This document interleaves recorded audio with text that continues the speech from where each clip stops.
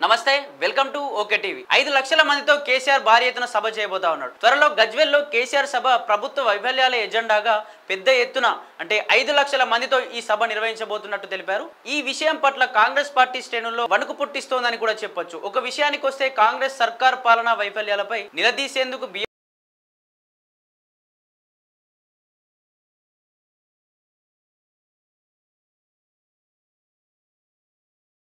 5 లక్షల మందితో భారీ బహిరంగ సభ నిర్వహించేందుకు సన్నద్ధమవుతోంది. నేను కొడితే మామూలుగా ఉండదు, తొందరలోనే భారీ బహిరంగ సభ పెడతామని బీఆర్ఎస్ అధినేత మాజీ సీఎం కేసీఆర్ ఇటీవలే పార్టీ శ్రేణుల్లో పేర్కొన్నాడు. అందుకు అనుగుణంగానే సభ నిర్వహణకు గులాబీ పార్టీ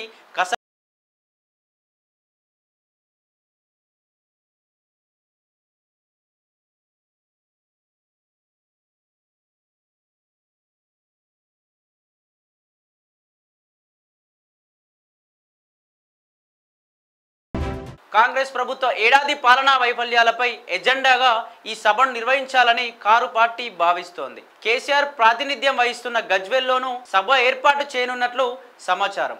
కేసీఆర్ ఆదేశాలతో ఆ పార్టీ నేతలు బహిరంగ సభ నిర్వహణకు అనువైన స్థలాన్ని గుర్తించే పనిలో పడ్డారు.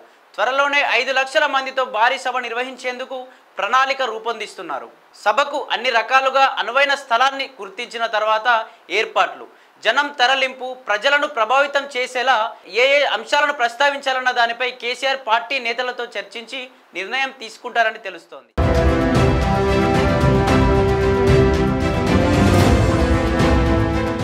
కాగా ఇటీవల జగిత్యాల నియోజకవర్గం బీఆర్ఎస్ నేతలతో జరిగిన సమావేశంలో కేసీఆర్ గంభీరంగా మౌనంగా ఈ ప్రభుత్వాన్ని చూస్తున్నా ఎన్నో ప్రభుత్వాలను చూసా కానీ ఇలాంటి సర్కారును ఎన్నడూ చూడలేదు, ఏడాది లోపే కాంగ్రెస్ ప్రభుత్వంపై ఇంత వ్యతిరేకత వచ్చింది అని చెప్పిన విషయం తెలిసిందే. రైతు భరోసా, రుణమాఫీ, రైతు ఆత్మహత్యలు, నేతన్నలు, ఆటో కార్మికుల ప్రాణాలు తీసుకోవడం వంటి వాటిపై రేవంత్ సర్కారును కేసీఆర్ నిలదీస్తున్నారని గులాబీ శ్రేణులు చెబుతున్నాయి. కాంగ్రెస్ సర్కారు సాగునీటి ప్రాజెక్టులను నిర్వీర్యం చేస్తున్న అంశంతో పాటు రాష్ట్ర ప్రజలు ఎదుర్కొంటున్న ప్రధాన సమస్యలను ఈ సభలో లేవనెత్తాలని పేర్కొంటున్నాయి.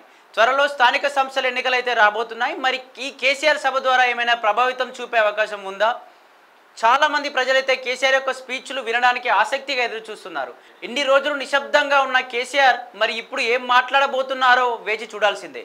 ఇలాంటి మరెన్నో వార్తల కోసం చూస్తూనే ఉండండి ఓకే టీవీ. Thank you.